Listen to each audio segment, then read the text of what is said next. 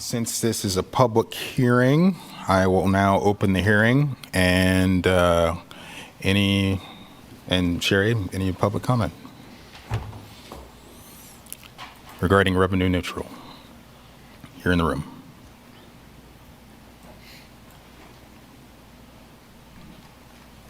Okay. I think folks might be waiting towards the budget. We're also going to have a hearing on regarding the budget. But the idea is you guys can't wait until the budget. You need to come up here and speak now. Because what they're talking about doing, this is revenue neutral. And if we can't operate a budget staying revenue neutral, then we've got fiscal problems. And we've got people that can't do the accounting right. They can adjust and finick the numbers to make those graphs look any way they want. And he knows they can do it. There's a guy out there wearing a shirt tonight that says, "Fire Craig Owens." And that's really what needs to happen. Because he has his department heads coming in here bringing you budget items like we talked about last week, that they're bringing you recommendations that are exceeding the budget. We're not conscious of the money.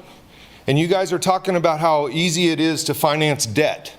Let me tell you, it's not as easy as it is for us, like the way you guys are talking about. You guys are acting like it's just a foregone conclusion that in 2029 everything is going to be great. Shortly after he does this thing talking about 2029, the young lady tells you that forecasting is very difficult to do. Forecasting is almost impossible to do in this environment today. We're economically volatile across the country, and little things can affect the economy tremendously. We can't afford to be taking out a ton of debt to stay up with, we got to find a way to stay within our budget. And the idea of this revenue neutral, that we're just going to exceed it, boy, she has a lot to do there. You've already made up your mind, I assume. If I remember right, I think she's the one that wanted to have us max it out for the discussion, right? I think that's what I remember. So we have commissioners that are just going to keep giving that mill levy up to you guys and keep giving it up. And you're going to keep spending it. At some point, you guys are going to be in a crunch and you're going to have to control your budget. I'm not going to be here when that happens. I guarantee that. Because with the way he's running this town and the way you guys are taxing people out of their livelihoods, I'm not going to be here that much longer. A long enough time to raise hell with you guys for a few more years, but I'm not going to retire here. There's no way it can happen. And there's a lot of people out here that are not going to be able to retire here because of the budget crisis that you guys have created. Your spending is out of control and you need to rein it in. And the idea that they're going to put it up there and make it so, well, we did this so that we could do this for Lawrence Douglas County Fire Department. That's what that 2.7 mils was. Just like I told them before the meeting, that's a red herring. That's so that all of us will get behind it because we don't want to have the Lawrence Douglas County Fire Department be hurt by the budget process. But the reality is that 3.7 is not just because of the fire department. It's because of the excessive spending. And if we had better spending controls in this town, they wouldn't need to pin that on the fire department. We would just have the money. Financing $529 million, guys. Think about that. And think about the interest payments that you're going to be paying. Get up there and talk. Oh, thank you. I'll be back up there for him later. John Ems, Lawrence, Fox Chase, 66049. Now that I know we're talking about the budget, which I didn't understand, Mr. Mayor, what you were talking about. I thought we were going to do that later, but you want to talk about the budget now? Well, revenue neutral and the budget are intertwined. You can go ahead. So I have a few words. Over the last few years, the city has shifted from being a small funding partner for the Lawrence Community Shelter to the majority funding partner. The percentage has gone from less than 40 to over 80%. Commissioners have discussed that they are failing in caring for unhoused community members. I quote you, "We failed this commission, we failed this community, we failed the city and the city staff and those who are experiencing homelessness." Well, I agree. The trend since 2013 is an increase in the number of Lawrence unhoused. The mission is to decrease homelessness and provide, quote, "a place for everyone."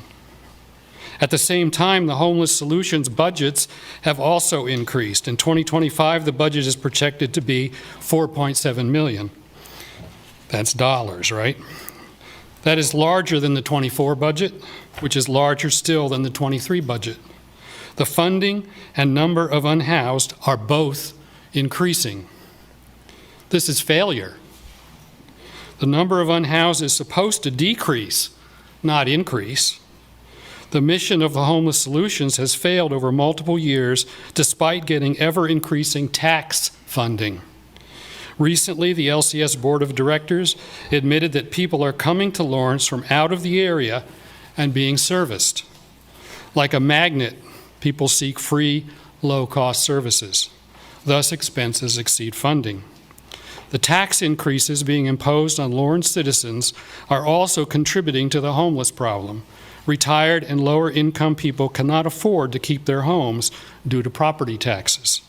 People cannot afford rentals as landlords raise rents to pay taxes. Small businesses close up shop. People become unemployed and unhoused. People see their own budgets broken and must make decisions among food, medicine, and rent. You are creating the very unhoused problem you purport to solve. Like a drug dealer, you are creating a population of needy. You have failed, yet you keep repeating the same tax and spend process. Year after year, you increase taxes, reduce housing stock, reduce basic services, and contribute to inflation.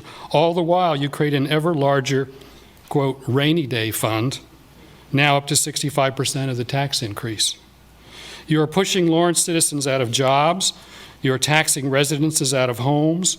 You are reducing basic safety infrastructure, and you are unsuccessful in your social programs. You've made Lawrence less safe while making citizens Sir, pay it's more time. taxes. That's time.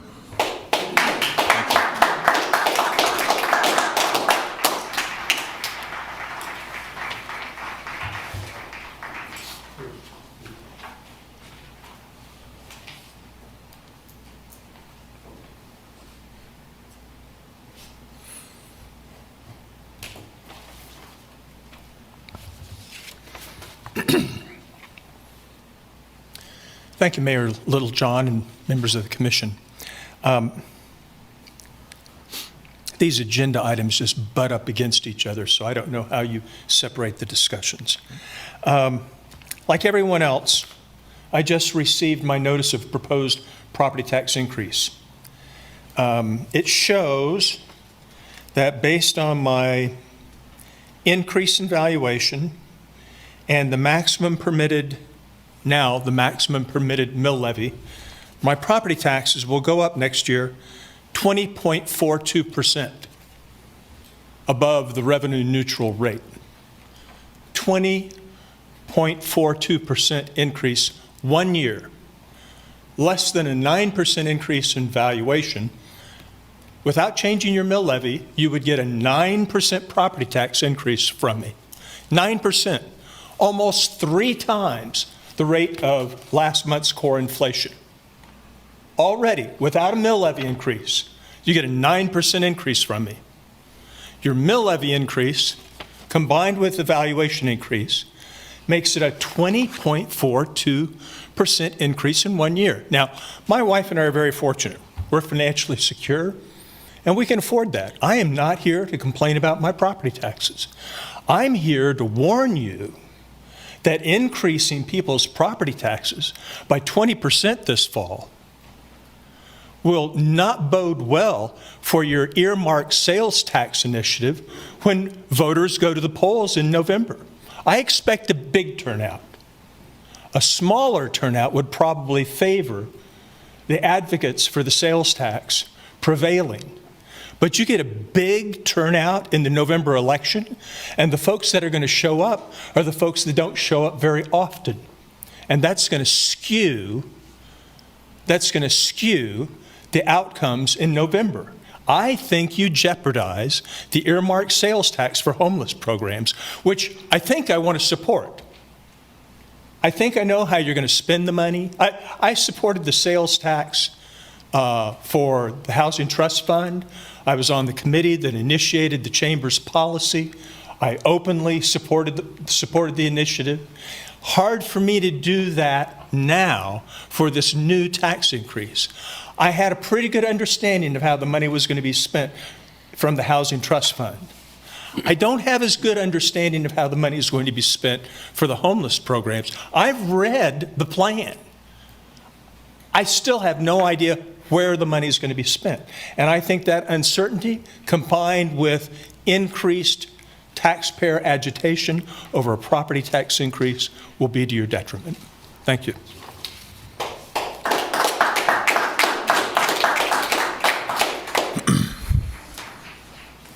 Hello, City Commissioners. My name is Caitlin McDermott, 66044, and I've lived in Lawrence since 2005. I became a homeowner here in 2021. First and foremost, I am here as a Justice Matters member in order to support the commissioners in passing the budget and support the funding of the Place for Everyone plan in order to end chronic homelessness in Lawrence. I'm not an expert in budgets or budget analysis. I have done my very best to review the information provided about the budget and the proposed increases in both property taxes and sales taxes. As I understand it, the proposed increase to the sales tax would be in direct support of affordable housing and other things related to the plan for everyone, a Place for Everyone plan. This increase has to be approved by the voters, and the commissioners would be deciding tonight if to include it on the ballot. I certainly support this. I think the vast majority of the people in our community recognize that the challenge of ending chronic homelessness comes at a cost, and time again in recent years, Lawrence has said that this is a priority for them. In any case, the voters should be able to make that decision. Please include this on the ballot, excuse me. The increase to the property tax is perhaps even more contentious. As I understand it, this increase is largely due to reestablish the rainy day funds for unexpected economic downturns and expenditures. I've also been told by the Lawrence Journal-World that 25% of our property taxes goes to the school district. Not having school-aged children, I still understand that as a citizen of the community, I share the responsibility of paying for its services even when they don't directly affect me. I would rather pay an increased amount of property taxes than have our community be unprepared for another pandemic or a tornado or other serious economic hardship. That all being said, I also am against cutting budgets, which will negatively affect the efficiency of our fire department, doing its absolute best to save people's homes, businesses, and all of our lives. I recognize that the money has to come from somewhere, and everyone has their opinion. But I think there's a good consensus that it shouldn't come from the fire department. Maybe we can cut the outdoor pool lazy river to nowhere. Do we really need a river that doesn't even encircle anything? Maybe we can refill our rainy day coffers but not overfill them, as I have read that we are doing. Maybe we can limp along for another couple of years with some of the bad streets, which we have done for a long time. Maybe we don't put any money into any golf course project in 2025 or 2026, onwards and onwards. Or maybe that youth sports complex has to take a back seat to fully funding our firefighters. In any case, I think there is a way to do this. Increase the sales tax to help fund the Place for Everyone plan. Sorry, that's time. Thank you.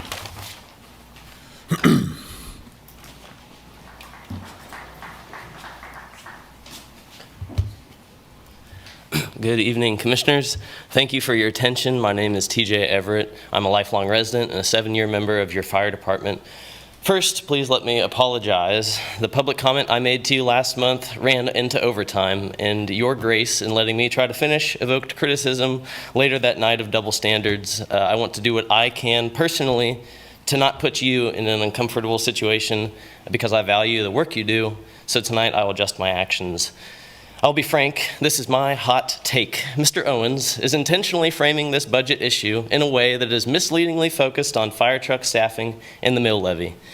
In my mind, this proposal could arguably be dismissed as a logical fallacy, a false dilemma of choices. He's attempting to narrow the field of solutions available for you to remedy his mistake. Do not fall for it. You have other options. Here's one.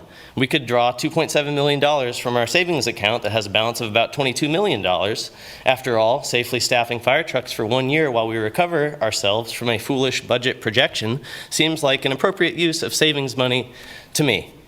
If I were a commissioner, or a city manager for that matter, I'm not, and I had heard thoughtful, emotional testimony from virtually my entire fire department, literally from the bottom to the top of the seniority list, ranks from firefighter to chief, that this is an unsafe proposal, I would listen. If I was presented with a NIST study or an NFPA standard that corroborates the claims, I would seek to address the issue immediately.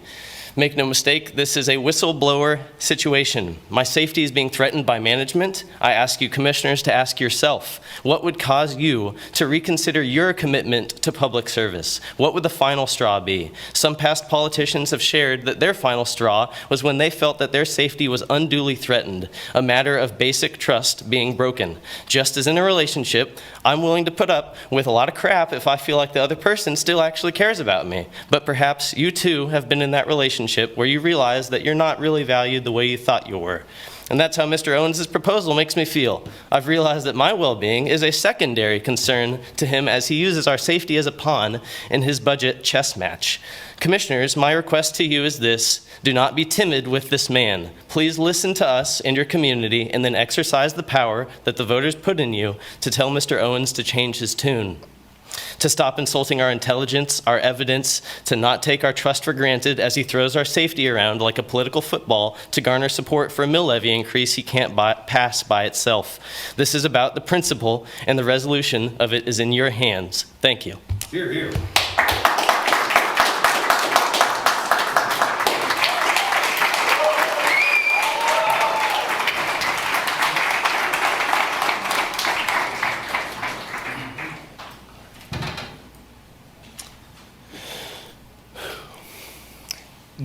Good evening. My name is Seamus Albert, and I'm president of Lawrence Professional Firefighters. I thank you for doing what you're doing. This is a very challenging budget process, and I know you guys get a lot of feedback, emotional feedback, and I appreciate you hanging in there and doing your best to make good decisions. I do just want to point out a few things. Through conversations, I sense that perhaps there is a little bit of political will here to try and find a way to maintain four-person staffing. As you have those conversations and those discussions tonight, remember that we are currently operating with 143 positions filled within operations. And we know what that means. We know what that work environment creates with that number. We are left with two options: continually draft people into forced overtime, or we shut down a fire engine. On a pretty regular basis, we're shutting down Engine 5. All right. So as you have these conversations about what does fire medical look like going forward, do not attempt to manipulate that number. Do not go backwards on the approved positions for operations, because that is incompatible with a desire to maintain four-person staffing or a desire not to cut fire medical's services. Look, we've gotten very lucky this summer as we've been shutting down Engine 5. We got extremely lucky yesterday when we burned the roof off of Brandon Woods Senior Living, that Engine 5 was in service. Now that fire, knowing what I know about it, hearing the radio traffic, reading the notes, that should have been a loser. We should have burnt that building down, but we didn't because we got some awesome firefighters in this town. And another reason that we didn't burn it down is because we had appropriate fire trucks, enough fire trucks in service for the day. And those fire trucks were staffed with 4 people and not 3. So when we got up and were ready to do some work, put some water on some fire, evacuate some people, we had the manpower to do it. So we were lucky. And I hope in the future, as the year continues on and we have to shut down Engine 5 for budget mistakes, that we continue to get lucky. I hope that we're lucky. Hope is a noble thing to have as a human being. It's necessary, but it is a piss-poor risk mitigation or risk management strategy. Give us more than hope. Give us assurance. That's what we need. Do not fall for the misleading recommendations that Craig Owens is providing you. It's in conflict with science, it's in conflict with national standards, it's in conflict with what's safe. Thank you.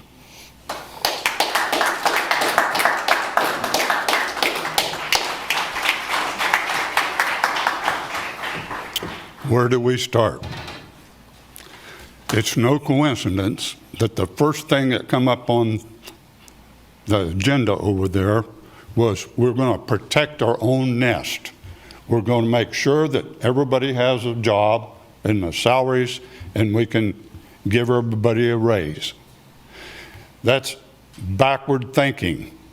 The first place you ought to be looking at is trimming the lard off the size of our government. Economics 101. When you have sales tax revenues decreasing, that tells you that people don't have money to spend. We are in a recession, heading for a depression because of mismanagement. And to think that we're spending our money on a fire truck that runs on batteries. We have buses running all over town, which I'm for transporting people that need transportation. But does anybody in this room know within $100 per mile what it costs to move one passenger 1 mile? I say you don't, because nobody's ever looked at it. And it would be frightening to find out what it cost. Now, if we can put people in a stretch limousine cheaper, that's what we need to be doing. We've built 8x8 buildings for the homeless that cost over $40,000 a piece. Is that the best we can do? I think not.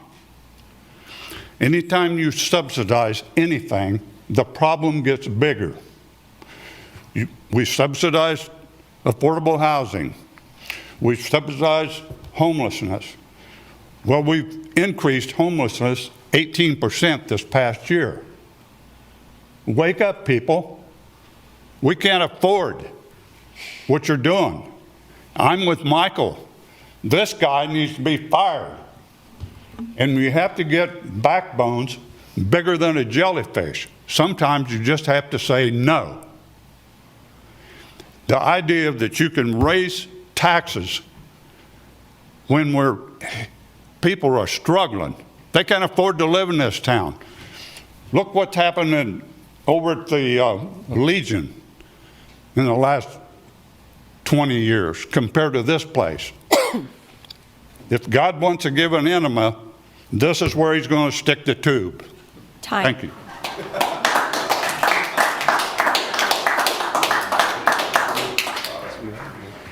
Hi, Commissioners. I'm Amy. I live in Lawrence.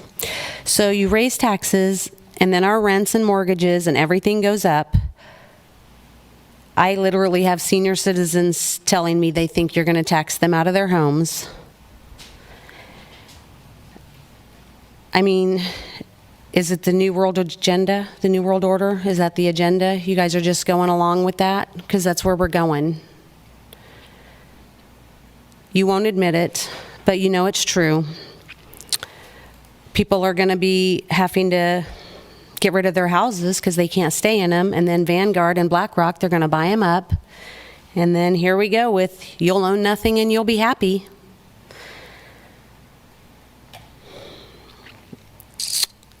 So, I know you're not going to answer that question.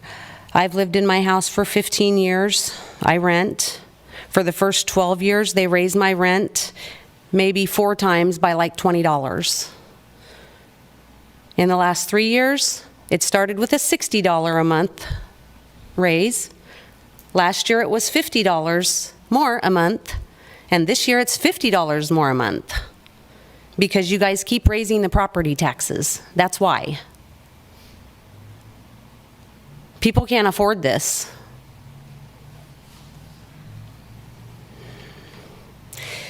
And it's all your fault. You don't know how to spend our money. In fact, you abuse the powers buying stupid things like artwork, renting artwork, buying artwork, paying people to make artwork. We don't need artwork. We need a roof over our heads.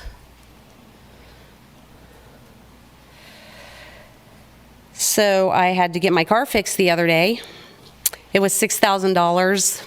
I had to take it out of savings. It was $483 just in the taxes. I wanted to cry, because guess what? That's almost all my savings, because I keep having to spend more and more, so I can't save anymore like I used to.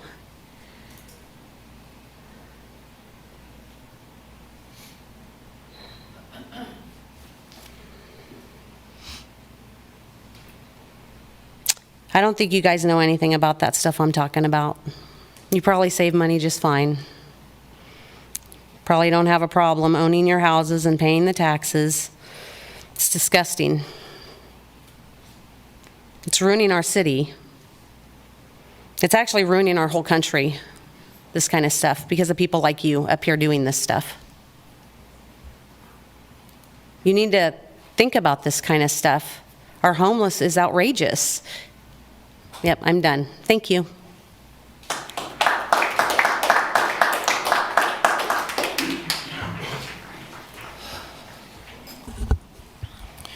Good evening, Commissioners. I'm Kenneth Klaus. I live at the 047 zip code. And I didn't really prepare any comments this evening other than I brought my 6 proposed property tax increases with me. The first one is 18.76.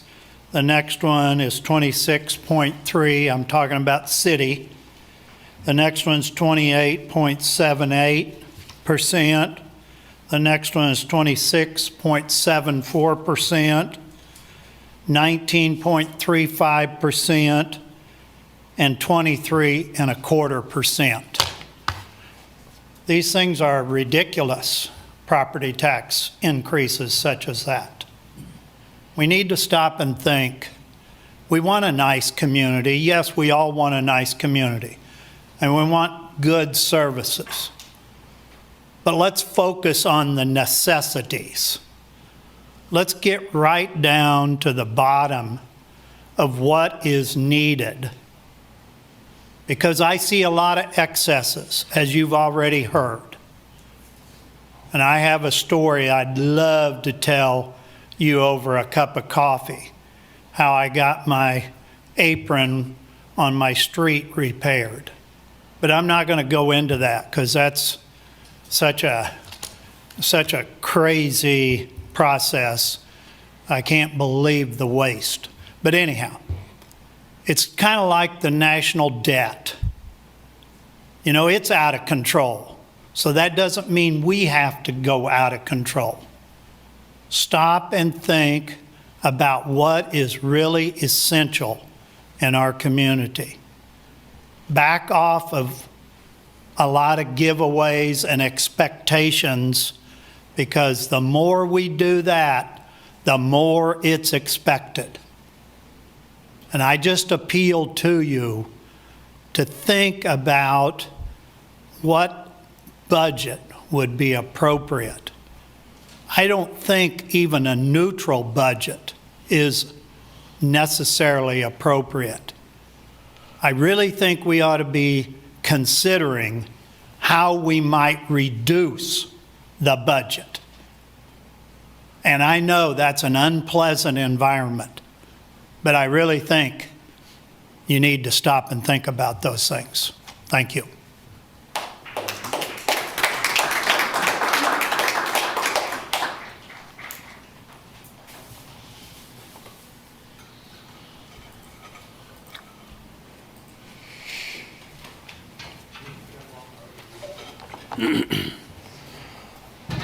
My name's Andy. I'm a lifelong resident, and I've had the pleasure of serving our community for the last 10 years with LDCFM. I'm here today alongside many others to continue to advocate for four-person staffing. You've received hundreds of requests from citizens to maintain this staffing. Our members have educated you on the importance of this staffing, and the leadership within LDCFM has made it clear that you're not doing what's best for the citizens of this community by reducing our staffing to 3. I've yet to hear anyone oppose four-person staffing within our community unless they sit behind one of these tables here. You've heard it before, Lawrence is on an island. We are different than the cities that you've tried to compare us to. While you've heard it, I'm not sure you actually fully understand it, per se. LDCFM is not capable of running 2 major incidents at the same time. We don't have enough stations with the appropriate number of trucks to run these high-fidelity calls. Lawrence has built a system that must rely on members voluntarily coming back in on their off days to provide care because they care about the people who are at those events that day. Or we're stuck waiting 45 minutes for mutual aid to come from somewhere else to provide service. And that's if they're available. That's if they're not busy. That's if they can relieve trucks to us to come here. The reason we need 4 on a truck is for life safety of the people we serve, but equally for the safety of the men and women who suit up every day to protect the lives and property of Lawrence, Kansas. We don't have the correct number of stations or trucks to even consider going to a 3-man company. The commission and city management have been complacent over the last 5 years for the development of our department. We've been telling you for more than 5 years about the need for stations, trucks, staffing, as we cross well over 16,000, 17,000 calls a year with 5 stations. It's been backed by more data than anything else I've seen come through here in a while. Now here, we sit tonight talking about preserving 4-person trucks at the expense of not building new stations for a call volume that does nothing but increase. The foresight that we need to have for the impact in 5 years, like what's it gonna look like if we don't build those stations but maintain the 4-person staffing? I think we're gonna be in a world of hurt. We do more than run calls. Our people will be absolutely physically and mentally broken trying to keep up with the call volumes with the stations that we have. We currently struggle with the way it is. People are and will continue to leave LDCFM for other communities that care about them and care about their safety. It's happening now and it's gonna continue to happen. I don't wanna lose these great people. So why do we do this job? It's for damn sure not for the pay, working 56-hour weeks with no overtime, or the sacrifice and time away from our families, and it's certainly not for the almost guaranteed shorter lifespan due to injury, illness, and exposures. We do this job because we love our community and we love the people who we go to work with every day. We're not gonna sit by and be the scapegoat or pawn for the city's inability to build a budget with reasonable sales tax projections or the inexcusable use of implementing one-time funds into the annual budget. LDCFM is not the cause for the 3.5 mil increase. Andy, that's time. Thank you. Thanks. Appreciate it.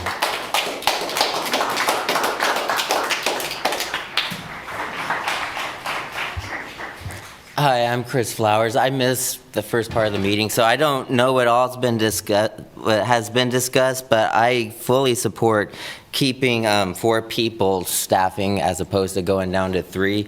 And I was just wondering, how come if last summer when I was running the police, or not the police, but the fire station was a topic, and what I would be doing if I was up there right now is I would put that on the ballot like you put the police station. And I think fire stations would pass if they were put on the ballot. And if you put it on the ballot and it passed, and if it failed, whichever it'd be the result of the people. So if their property tax did raise because they voted for it, they can't be as mad at you. So I would put the fire stations on the ballot and let the people decide. Because why shouldn't the public decide how safe they want to be? But the reason I support the 4 people staffing for the fire people is because you all should be deciding how safe the fire people are. So that's why I support that. I support that more than having more fire stations, because I'd rather me take the risk than the fire people. And also I want to say, quit wasting money on unneeded street restructures like that OWL traffic management program. I think you want to do more of this neighborhood traffic management. I don't think enough people support it. That OWL one, I think you did 3 different configurations, and the first 2, like, the people voted against it. The first one, it was like more people voted to just quit doing it, but you kept spending money. You you kept spending money, and you kept spending time just on something that's not really that needed. And also I want to stress again, why can't you find other ways to make money than raising taxes?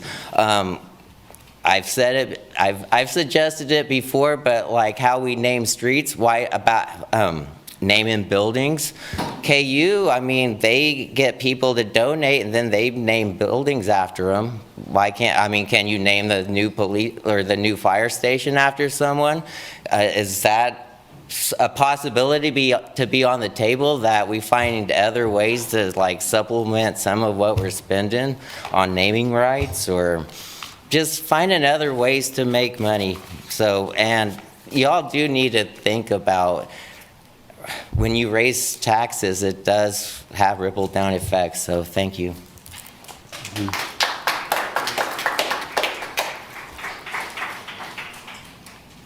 My name is Fred Janicaro. I live close to Holcomb Park. This spring, we received our property tax increase. It was 11.5%. But luckily, I looked a little deeper, and in the last 4 years, our valuation has gone up 50%. My wife and I really can't afford this to increase like that, especially since I'm about ready to retire. When I moved here in 1984 as a student, as I recall, property tax was 3.5%. Could everybody in this room raise your hand and tell me what you think the property tax is now in the city of Lawrence? Can you go ahead and keep it this way? I just wondered, can anybody tell me? How many people know? If I went down Massachusetts Street and asked people, I don't think 1 in 10. For those who don't know, it's 9.3. Eudora is actually a little bit higher. Where does it end? Are we going to reach 10% and more? Do people realize we're paying sales tax on everything we buy except groceries are being lowered, although that's been postponed. We pay every time we buy a house, that's 9.3%. Every time we buy a car, either new or used, we pay 9.3%. We go to Walmart, it's 9.3%. We shop in some places here in Lawrence, and I believe there's tax increment funding, like the new Walmart, or the one on 6th Street. I think 23rd and Naismith, around, what's that food place? I can't think of the name. But anyway, it's actually higher there. Just check your receipts. So I want people to be aware that where is it going to end? Is it going to end at 10%? Is it going to go over 10%? We're just being taxed to death. And I really hope the commissioners can put a brake on tax increases. It really needs to be done. I personally think the pool does not need to be, it may be old and getting a little run down, but it's only used 3 months out of the year by a limited number of people, only during the summer months. I think we could spend that money better, streets or something like that. Well, that's all I have to say. Thank you.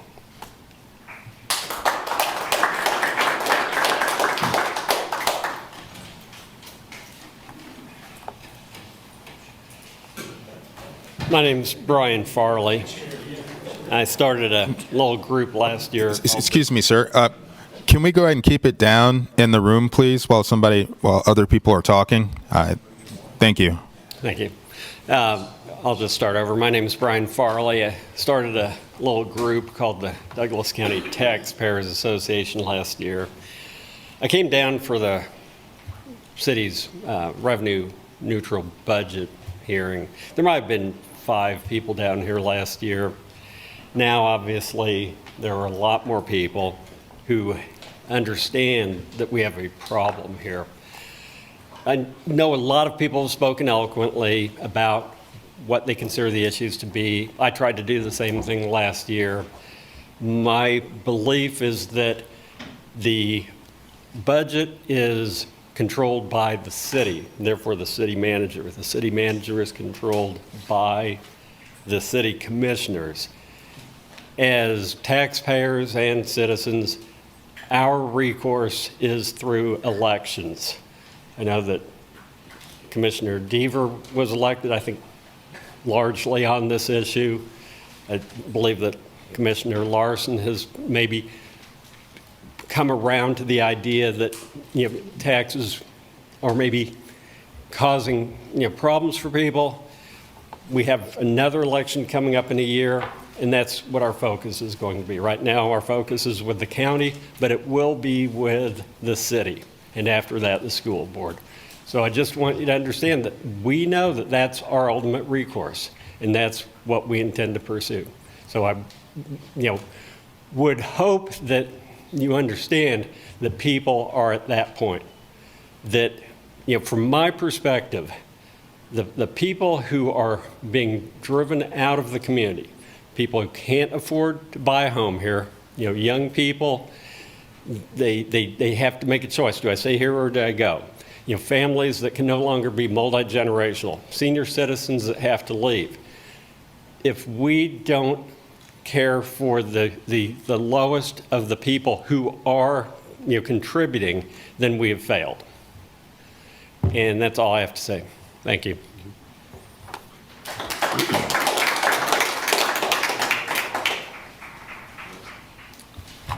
Sean Coffey, 66049, 36-year veteran in the Fire Medical Department, retired a couple years ago. I'm here to talk about what I think we need to do as far as the Fire Medical Department, but I tell you, I don't envy you or the city staff. You got an incredibly tough job ahead of you here. I hated it when people brought me problems with no solutions, and that's what I'm doing tonight. I'm not bringing you any solutions, but this is the tough part of the job. Be remiss without mentioning the Brandon Woods fire yesterday. Can't imagine what Captain Kaufman was thinking as he rolled out of Station 4 when the tones dropped and he saw the smoke already above the tree line from that fire. 4 people on that truck made a difference in people being able to exit that building and that fire to be controlled in the area it was. Not only is 4 people industry best practices, but it's the best practices for the city of Lawrence. We've had staffing of 4 members on a truck since 1984 by Jim McSwain. Since 1984, I believe we've been through several recessions, and I think the stock market crash as well. So we're not Kansas City. We've talked about that. They bring in resources over and over, and they just keep coming in with the thousands of firefighters there. Also, for firefighters, when you think about our physical state of our community, we're getting bigger. Hey, Sean, can you hold on a second? I apologize. Folks, can we keep it quiet in here, please? Especially when other folks are trying to talk. That's the only respectful thing to do. Thank you. Anyway, back to the physical state of our community, we're getting bigger. And when you're lifting these people who can't lift themselves, it becomes very difficult. How about a warning? Additionally, cross-staffing. Sean, sir, please cease. Please cease to talk. Sean, go ahead. Thank you. Right now, cross-staffing doesn't work. It reminds me of an initiative years ago called Department of Public Safety, where we combined police and fire. That didn't work out, and you don't see that existing anymore. Having somebody on one fire truck or the other fire truck is not reliable. Also, remember, our response time is at 6 minutes now for level 1 structure fires, with the industry standard being 4 minutes. 2 minutes longer taken to get there, and that's how we exist today. Remind you that your fire department had the highest approval rating of the city of 2022. Why would we do something to take that away? Also, as you have your discussions and you think about how you're going to handle this 4-person, 3-person staffing, I'd encourage you to keep moving forward with the capital improvement as it relates to the stations. These don't just pop up out of the ground momentarily. We're talking 2028 and 2030. We need to keep moving forward with those ideas. There's grounds to be purchased. There's stations to be designed before it's ever built. So putting that off only puts it down the road further. And also, let's don't use the EMS agreement as maybe a hindrance to moving forward with this as well. The EMS agreement was set up.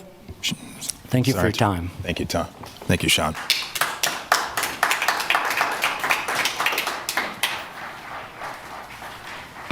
Hello, Pat Carlin, 66049. I'm a retired fire captain. I've been retired for a number of years. My wife served with Big Brothers Big Sisters for over 10 years, and then she ran a daycare for over 20 years. She recently retired, and we downsized our house, so we're no longer homeowners. We are now renters once again while we decide where we want to be in a couple of years. We had our first grandchild 3 months ago. We're helping out with that, enjoying that. And as I look at these things and look at our adult children, and they're coming to us for advice and saying two of them have significant others that one of them traveled to either Kansas City or Topeka, but they've chosen to live here at this point. For one of them, they're already a homeowner. They got in at a good enough time. The other one, they're still trying to become a homeowner, but it's becoming more and more difficult for entry-level homes and then being able to afford it. And so they're looking elsewhere, and they ask us for advice, and I say, I always thought I was going to retire and stay here the rest of my time and raise grandkids and see them grow up. And we're at the point where we're encouraging them that they may need to look at other places. I always thought that Lawrence would be the place that we would end up. It goes back to, I'm not paying taxes as a homeowner. Maybe down the road I will be. I think highly unlikely in the environment that it probably won't be in Lawrence or Douglas County. We will probably look elsewhere and then travel in to see our grandkids if they're still living here. But the one thing I will say is on the staffing, we're not comparing apples to apples for the fire department. I've heard it brought up numerous times, the 3 versus 4 person staffing is that happens when they have adjoining jurisdictions that are right there. Overland Park to Lenexa, if they need 7 stations to show up, it doesn't matter whether it's Overland Park or Lenexa, they're going to have them there within 15 minutes. They're going to have those. We don't have that luxury. That fire yesterday, I don't know. My guess it was well over 45 minutes to get the Johnson County trucks here. And we dumped everything we had at that fire yesterday. And my nephew was the first one that rolled up on it. And 3 people versus 4 people makes a big difference. He's trying to make strategic decisions so we have a long-term good outcome.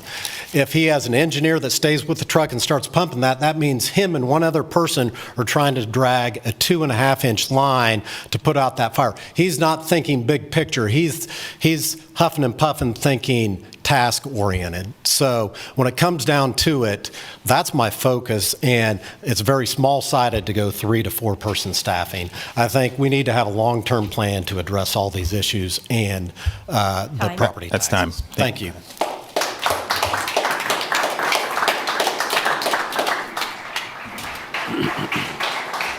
Good evening.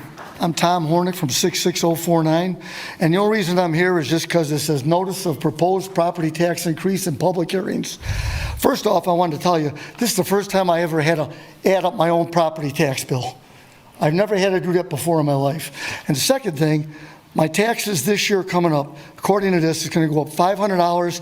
Last year it went up $500. Where's this going to end? Normal people cannot keep living in this town if it goes up $1,000 in a 2-year period of time. Plus, I live on the northeast section of town, and I'm paying the highest sales tax. Thank you very much.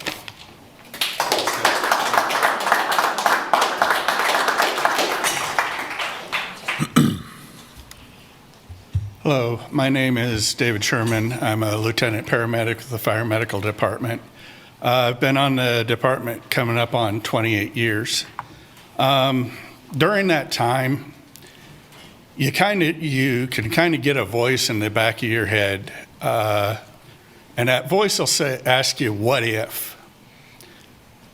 Things like, what if we'd been 5 minutes closer to the hospital? What if there'd been a helicopter flying and we didn't have to drive a patient all the way to a trauma center? What if we've gone left instead of right on a search and found a person just a little bit quicker? I'm very afraid that if the staffing cuts that are being proposed happen, we're going to be asking more of those questions. What if we'd have been able to get a hose line in just a little bit quicker into that fire? What if there'd been 3 more people on the scene to help search an apartment building?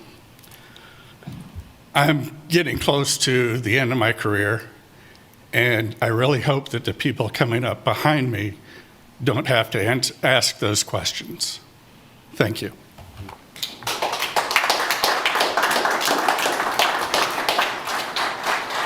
My name is Margaret Brown. I've lived here since 2020. We lived in Manhattan before this. I've never spoken at a meeting, but I feel very passionately about some things. One, yesterday, my husband and I happened to be at the corner of Wakarusa and Bob Billings, and we saw that fire going on. And one thing that I did not think about, and the reason that you need 4 people on these trucks instead of 3, is that the people in the buildings had to be taken out of harm's way and go up a little hill. And a lot of those people are in walkers or wheelchairs with seats, and they had to be pushed up. So in order to be pushed up, the attendant was probably at the back and the fire person was at the front pushing them. And imagine 50 people having to do this with, and I thought, oh, this is amazing. I was so proud of the fire department for doing that and that they were on hand to help those people and get them out of harm's way. It was just amazing. The second thing I want to talk about is the survey. I thought the survey was very unfair. I am not the greatest person with computers. I tried it 2 or 3 times. I could not get it to work. I wish you had had paper surveys. I know that's very old school, but I wish you'd had paper surveys like at the grocery store, or had them at Parks and Rec, or had them at polling places, or had them more accessible to more people than 580 people. Surely 580 people on a survey do not reflect what the whole town is thinking. And I would ask you, if any of you would answer, how many letters did you get from the community, in response to this hearing today? It was probably more than 580, but I'm not sure. But anyway, I cannot say enough about the firemen. A long time ago, my husband and I had a fire at our house, and I was so grateful for the firemen to be there, and I don't think that they should be cut in any way. And surely there are ways to cut the budget, like people mentioned art, or maybe put off the swimming pool for a year. I know I am a user of the swimming pool. I know that it has to be renovated, but maybe put it on hold for a year. And Lawrence is about having a lot of extra fancy artistic things, but maybe we just need to put a hold on that for a year until we can get our budget under control. Thank you.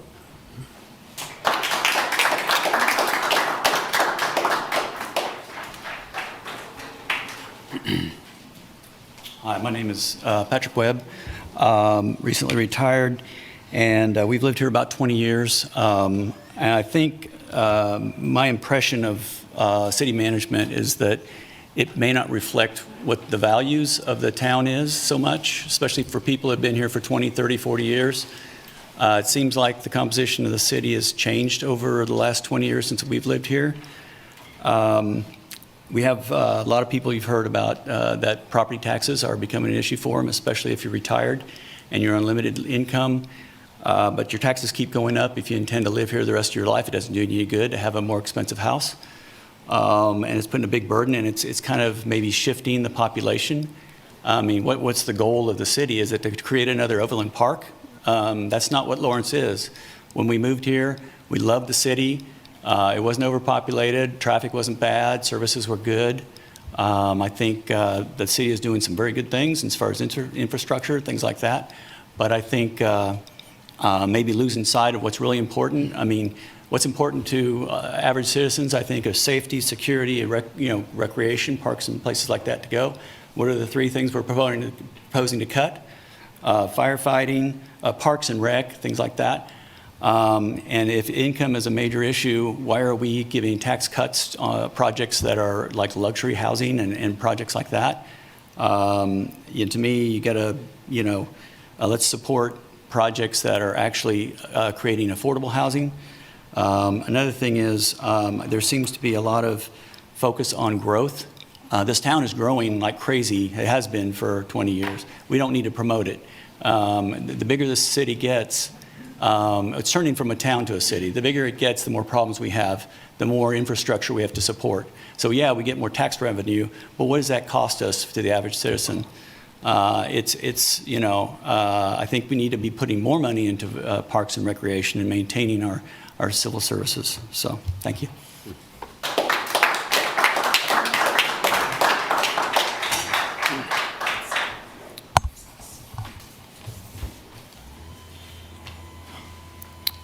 Mayor, Commissioners, Jack Dolan, 66046, resident of Lawrence, 7-year member of LDCFM and Vice President of Local 1596. So I know you see me up here kind of saying the same things at all these meetings, and my question tonight is, why aren't you listening?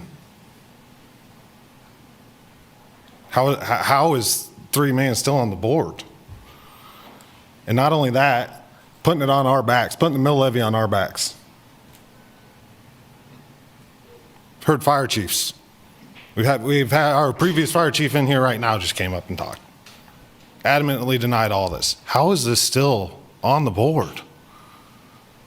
How is this on us? Don't use our safety as your politics. Thank you. Well said.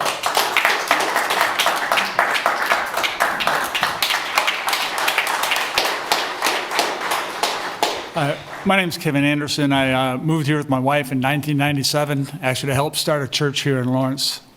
And for 21 years, I served as a volunteer administrator, volunteer treasurer for that, not collecting money, but just working, trying to serve people. And I always believed that the church is designed for the people. And as an American citizen, I always thought it was a government of the people, by the people, for the people. And so when governments don't listen to people, something's wrong. And I'm like many others, I'm here today because I get this notice that my property valuation is going up 10%. And on top of that, this huge mill levy. And so I'm already paying, $375 a month to rent the house that I own, that I've paid off. That doesn't make sense to me. And when I hear things about budget, and I'll be honest, I hate the politics of, well, the people are against this. No, we're not against the fire department. No, we're not against parks, but we are against things that are waste of money. And like a lot of people have stated, I've already determined I can't afford to retire in Lawrence. I'd hope to keep serving here and helping here and being part of the community, but it's like, you don't want me. So my question is, with these choices of all these frivolous things, who do you want? Who do you want in this city? Do you only want rich people that can afford it? Or do you want people that have families, that want to retire, that want to see their grandchildren? Who do you want in this town? What do you want this town to look like? Do you want it to look like families? Now, I live in Prairie Park, southeast Lawrence. We got a jail, we got a homeless shelter. Up in the northeast, up in the northwest, you got new police department, new hospitals, Lawrence Aquatic Center. You got all of these great things up there. What do we get down in the southeast? You lower the speed limits. We spend 2 years waiting for streets to get done. We don't get taken care of. And I don't know what you guys want. What do you want from this town? We can't afford to live here.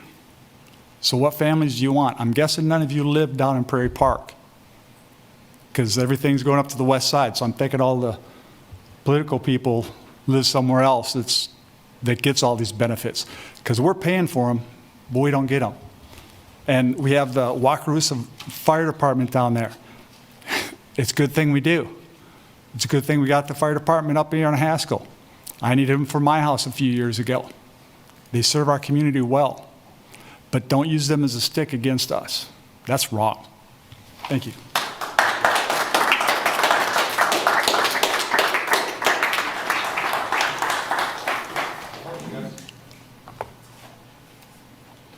Got somebody coming.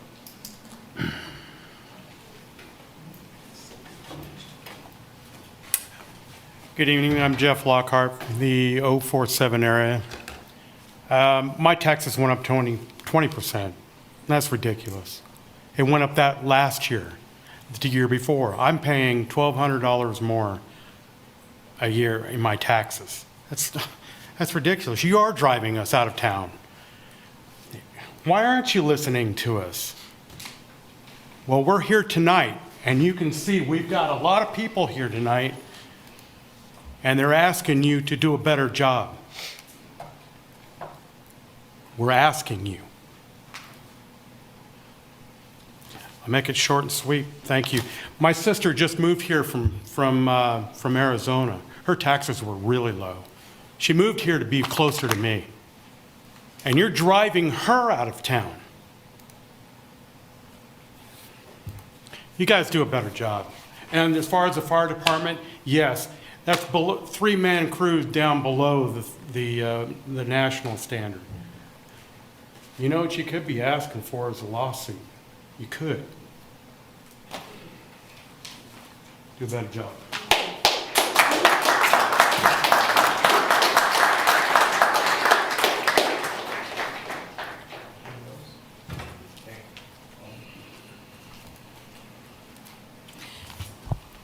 I'm Pam Burkhead, and I live in the 66044 zip code. And when I look at these property taxes, I'm a recent retiree of the University of Kansas for over almost 45 years. I think that's one of your largest employers in this area. They this year gave 2% increases, and last year 2.5%, and for many other years prior to that, no increases, and 1 year a temporary salary reduction. So I don't know how you expect people to be able to keep their homes and live here. The sales tax going up, you're making more people unhoused. They can't afford it. So I just want to say, please consider that. Consider what kind of a community you want. Because we can't afford who work here, we can't afford to live here. So please take that into consideration. I also want to take a point about the facilities not closing. To me, when you reclose shelters, and you remove or don't replace park equipment, you're closing it down. And so I do not like to see that parks are being closed and shut down. Thank you.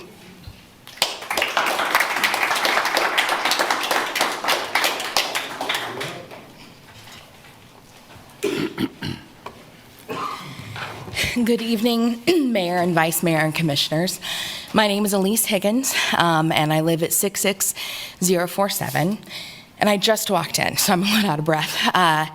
But I am here today because on the morning of December 27th, my husband and I woke up to smoke filling our bedrooms. And I ran into my baby's room to get him. It was one of the worst moments of my life. And we did get outside, and the fire department arrived 6 minutes later. And it took 21 firefighters to put out the fire that had enveloped most of our basement and poisoned the rest of our house with soot. And the firefighters didn't just put out the fire, right? They also investigated the cause of the fire, which turned out to be a basement fan, which, if you can hear my voice, replace your basement fan, or replace your bathroom fans if they buzz rather than make their normal noises. Anyway, they also, when we returned from the hospital, were there to help us speak with insurance agents and plumbers and even the city of Lawrence, who had to turn off our electricity because our own panel had melted. And I guess my question is, not for you all, but certainly for the city manager and certainly as you ponder the budget, which one of those firefighters was expendable? Was it the one who ushered my baby and I into an ambulance so that we could get our oxygen checked? Was it the one who was first to go into our basement where the fire had gotten hot enough to melt porcelain? Was it the one who broke the window in our basement so that smoke could escape? Or was it even the one who had gotten electrocuted at Ciolito Lindo's fire not even 2 weeks prior and was back at work breaking down the ceiling of our basement so that the fire could go out more quickly? Not a single one of those firefighters was expendable. And we should not have had to wait barefoot, no coat, no blanket, holding our baby, standing on porch furniture for any longer than 6 minutes. We, as a community, deserve public safety. We should not be balancing the budget on the backs of firefighters. And I strongly urge you to reject any proposal that will create any cuts to the fire department or necessitate any decrease in public safety. Because not a single one of those firefighters was expendable, and neither was our house, which we were just able to move back into last month because of the strength and the speed and the comprehensiveness of the firefighters' response to the fire at our house. Thank you so much.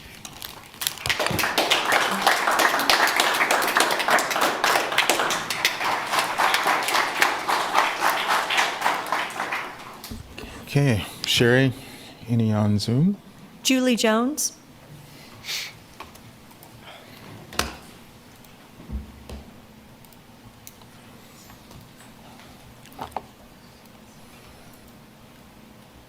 Julie Jones. Sorry, I thought I clicked the wrong button. Oh, now it lets me do the video, okay? I think a lot of the frustration tonight could have been resolved had we had what has been told to us by the manager, that what we must have in this community is transparency. We have a couple of areas in the city budget that we are not allowed to look at line by line.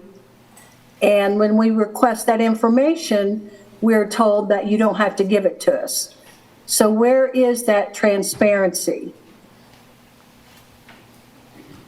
We are educated, knowledgeable people who are able to look at a budget because we manage our homes, and we would be more than happy to voice our opinions, like many people have tonight, and share with you where we could do the cuts.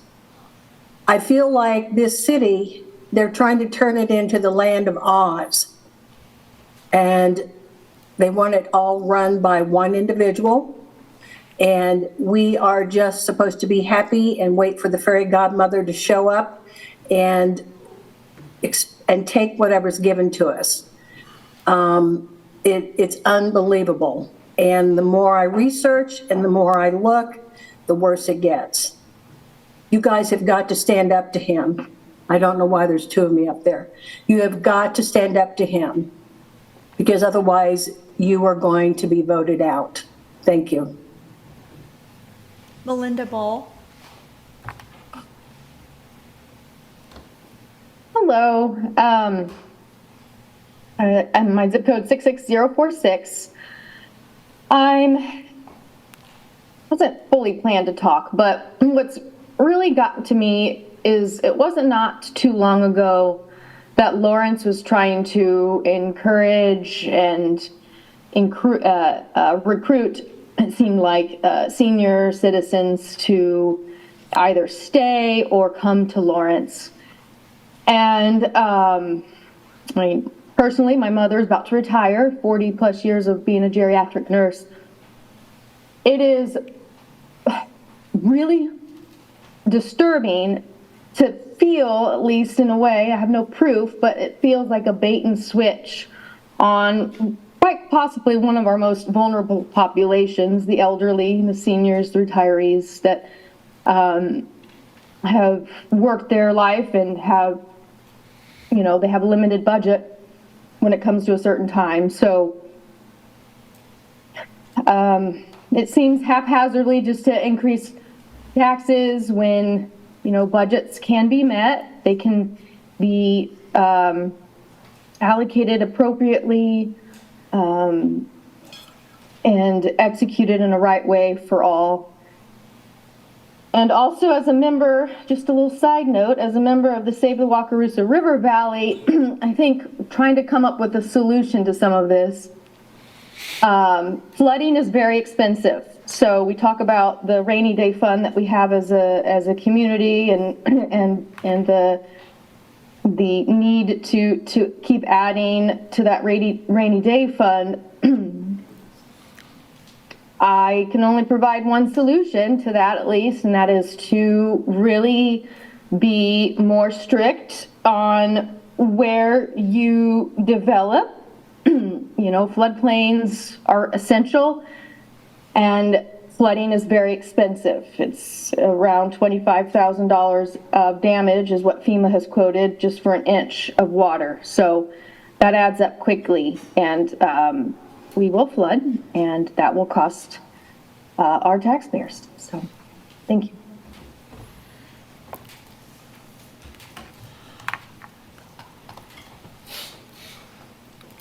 That's all the comments, Mayor.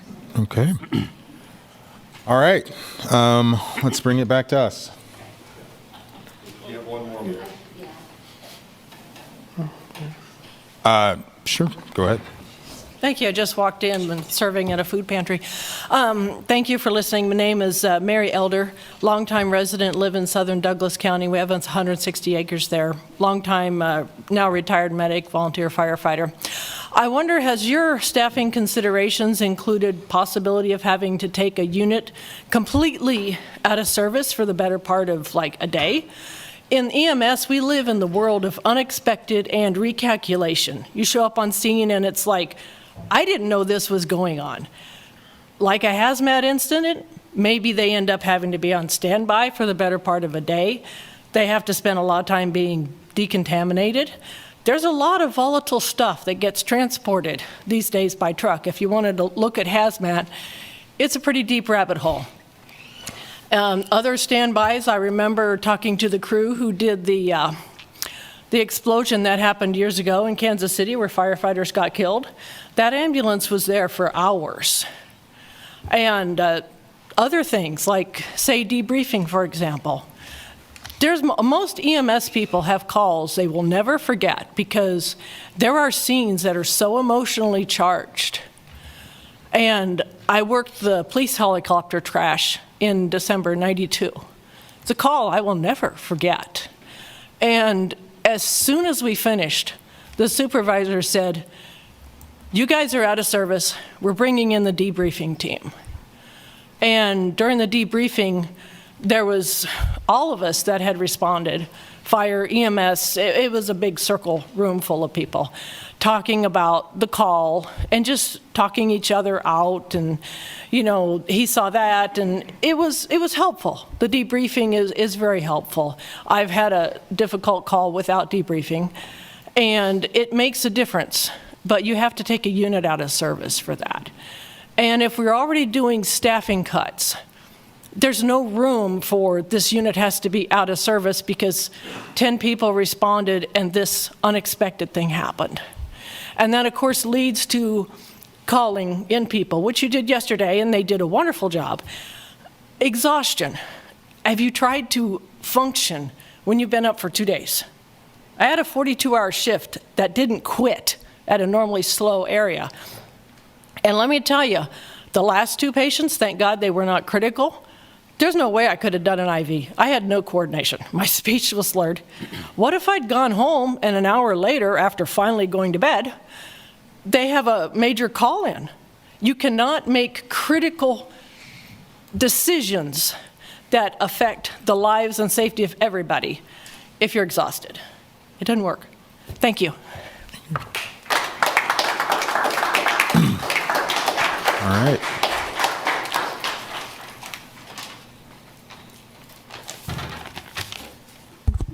Hello. My name is Mary. I'm saying when you were elected, it was to represent the interest of the people. It was not for you to do your pet projects at the cost of the people. We all know inflation is high. You know that, and people are hurting where it makes it hard to make a living. At the same time, you want to raise our property taxes where it not only affects homeowners, but renters. Your idea of taxation will not bring this city into prosperity. You cannot tax a city into prosperity, let alone the people. You want to increase taxes on us for projects that the government has no business doing. The private sector is better at doing it than you. Homelessness projects. Our homelessness population has increased instead of decreased. Affordable housing while taxing homeowners and renters to death. While you working on affordable housing, our housing is becoming unaffordable because of taxation. The Lawrence Journal-World and the Lawrence Times reported how you gave tax breaks to the Orid, Rock Chalk Park, and First Management. Where are the tax breaks for Laurentians? You lack insight in seeing what the people of Lawrence are struggling with. You lack foresight of what you will be doing to the city of Lawrence. I ask that you pull back your plans of taxation and reconsider a better way of working on the city budget, revenue, and spending. Once again, you cannot tax a city into prosperity, let alone the people. Thank you.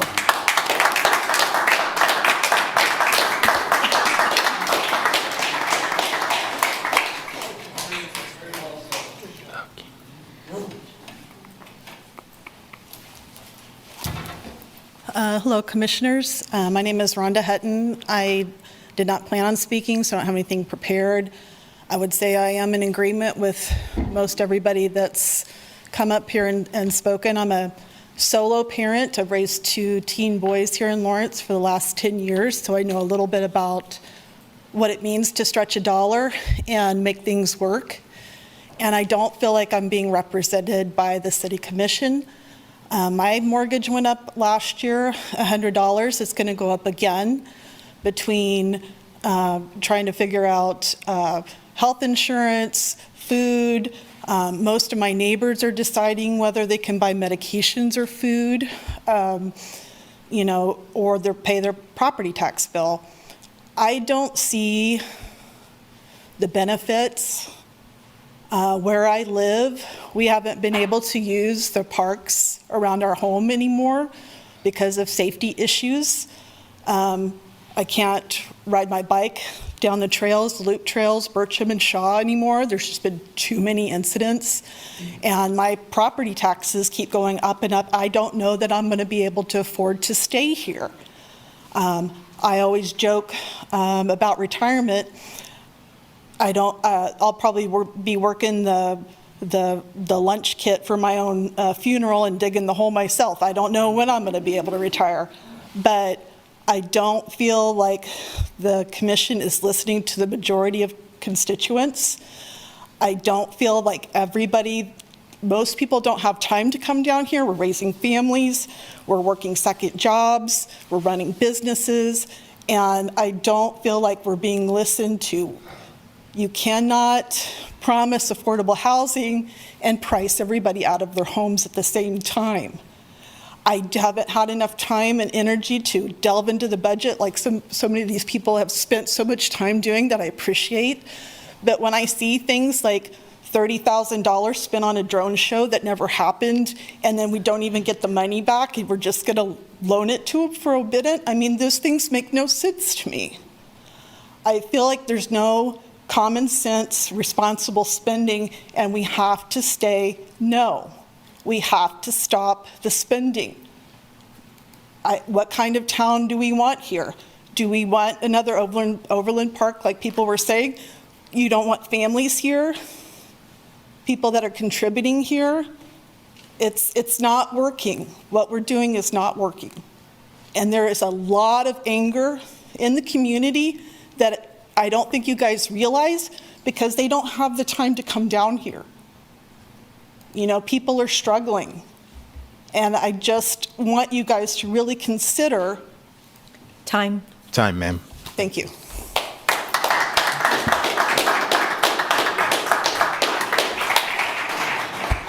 Is it true what that lady 2 speakers ago said about those tax cuts that you gave to those businesses? That's not a good look. I swear, you guys have to be the most incompetent, irresponsible group of people I've ever met other than the county commissioners. If I still lived here, I'd vote you guys out. You don't deserve to sit up there.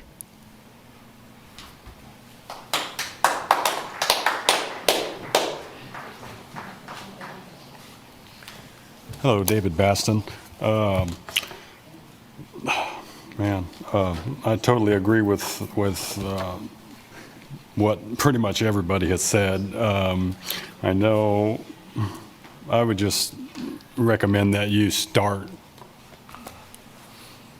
now. I mean, quit raising the mill levy. I mean, you've heard from all these people, and I'm sure you've got hundreds and hundreds of emails about property taxes going up, and I mean, when does it stop? I've been coming here for, I was here last year. I think I started coming to these meetings, and it was basically for property tax increases, and I mean, we're doing the same thing, and it is pretty sad that you use the fire department as a, pretty much like they were saying, a pawn. I mean, that's, people were going to be upset about that, so let's shuffle that around and make it look good, and then maybe people won't care about the taxes. But sooner or later, I mean, the taxes are just too much. I mean, some people can afford to pay them.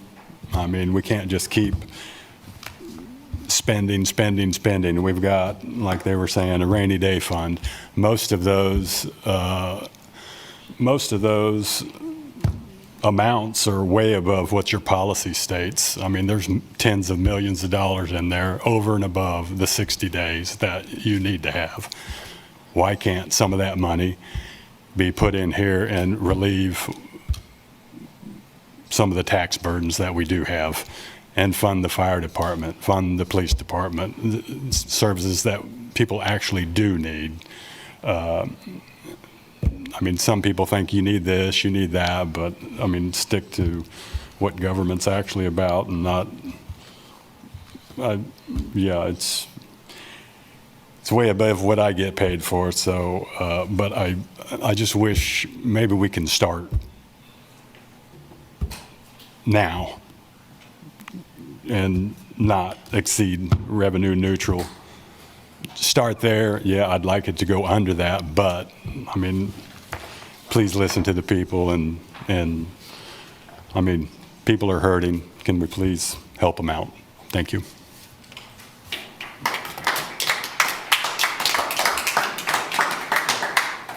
All right, bring it back to us. Further discussion. Should we close the public hearing on? Oh, yeah, sorry, closing the public hearing. Thanks, Commissioner Finkeldye. Motion. And before we start discussion, perhaps take a break. Okay. And, I just want clarity. When we come back for break, we're doing discussion on Yes.